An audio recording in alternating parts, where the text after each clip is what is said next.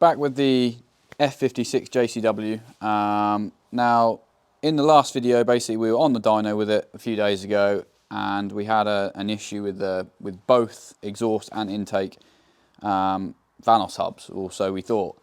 So basically, just to recap, the issue we were seeing is a very unstable Vanos position or cam position on intake and exhaust, just darting maybe 25 degrees either way of target. So in the last video we changed the solenoids on the end of the rocker cover here. That actually didn't make any difference, so we knew those solenoids were working. After that, basically we got the car off the dyno and did a bit more digging. Now, not really knowing much about the history of this car, the owner basically had the engine fitted at another garage after he had piston failure, and from there we can only assume that we had a Vanos issue or a central control valve issue or something like that. So we pulled the engine apart, pulled the Vanos hubs off, only to find out that the central control valves and the Vanos hubs and the camshafts were completely different. You know, this is a 2015 car with a 2017, like late model 2017 engine in it. So a little bit frustrating, because that basically meant that all we actually had to do is put the Vanos solenoids back in, the original control valves back in there, and basically apply a software update to the ECU to cater for those different control solenoids. So that fixed the issue straight away. So as soon as we'd road tested the car and make sure the Vanos was bang on target, that was good. No more funny engine running issues.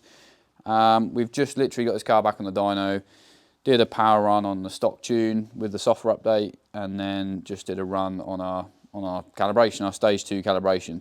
Now, it is very cold this morning. It's 3 or 4 degrees in here at the minute. It got up to about 9 while we were running the car. But yeah, very cold morning. This car, the only real modification it's got to it is a decat downpipe and JCW Pro exhaust with obviously open cone filter, which doesn't really make a huge difference at this sort of level. But it's still got the stock intercooler. But to be honest, the stock intercooler on the JCW is pretty good.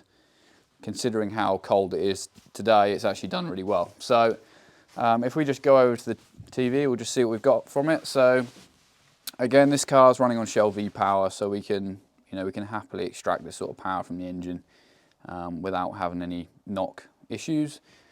So yeah, 317.4 was our average over 3 runs, and sort of just over 440 Newton meters of torque. So that's good. We're really happy with that. It's definitely been flattered by the fact that it's very cold in here this morning, but we've got a good result. Customer's got a working car.